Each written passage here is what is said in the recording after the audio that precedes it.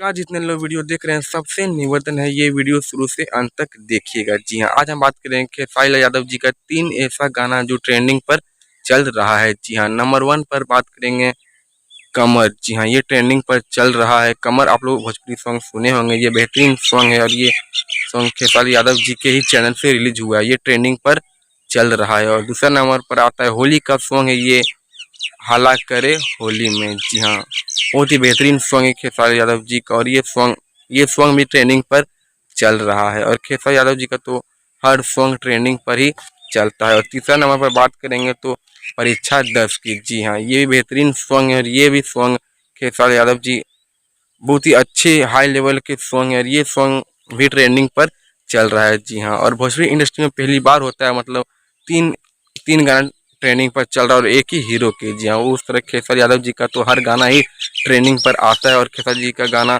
Trending पर चलते ही जाता है। और जी हाँ, आज का वीडियो इतना है, मिलता है अगले वीडियो पर, तब तक थैंक यू।